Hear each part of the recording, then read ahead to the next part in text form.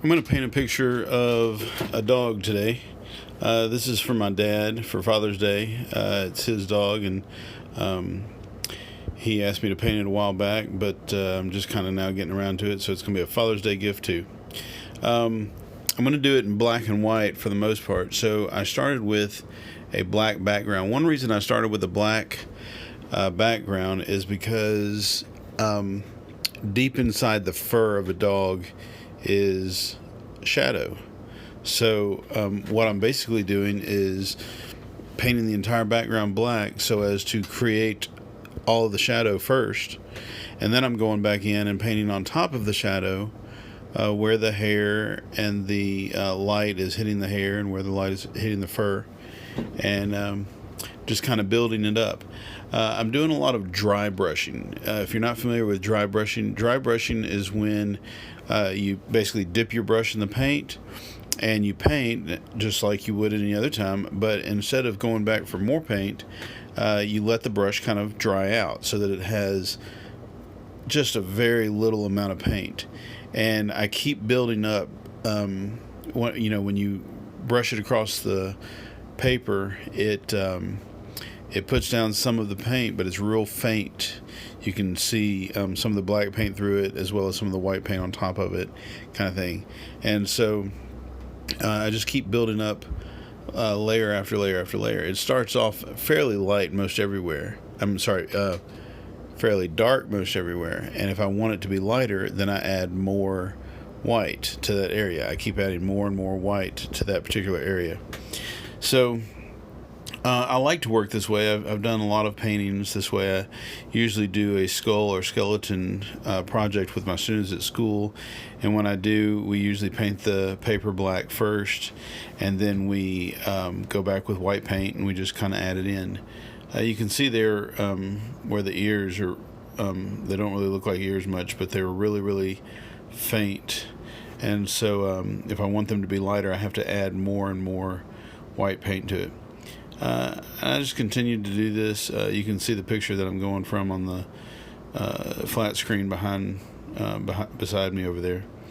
And I kind of decided that after a little while it looked a little bit like a velvet painting. If you've ever seen a Velvet Elvis type painting, it's kind of what this reminds me of. And so I didn't want to get too colorful with it.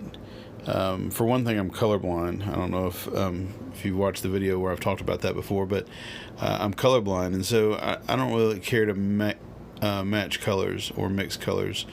I mean, I will, and I do a lot, but if I can avoid it, that's good. So I like a good black and white painting.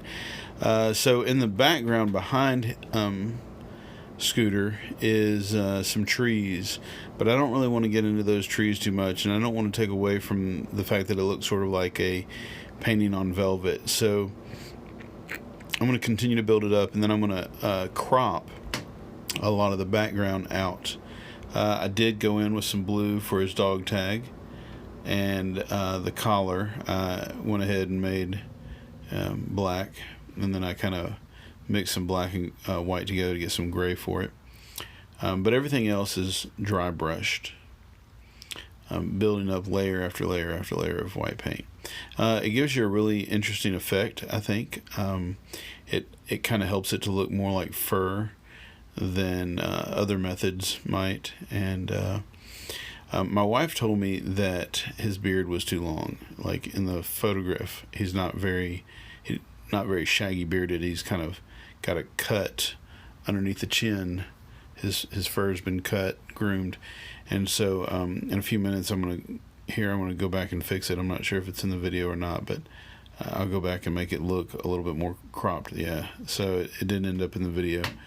Some footage was lost. Okay, so now I'm taping it off so I don't get any white paint where I don't want it, and I'm going to paint the border white, and then I'm going to cut the excess off so it'll have like a little 3/4 inch border around the outside, so there's plenty of space to frame it.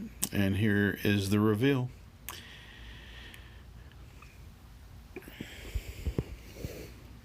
Hope you like it. If you got any questions or comments, please let me know. If you enjoy this video, please give it a thumbs up. A thumbs up helps it to reach the top of the search results on YouTube. And if you'll subscribe to my channel, you won't miss future videos. Lots of fun things in store for the future. So please subscribe, please give me a thumbs up, and please, if you enjoyed this, share it on your favorite social media platform. Share it on your Facebook, share it in a Facebook group if you want to. Thanks a lot, and until next time, have a great time making art.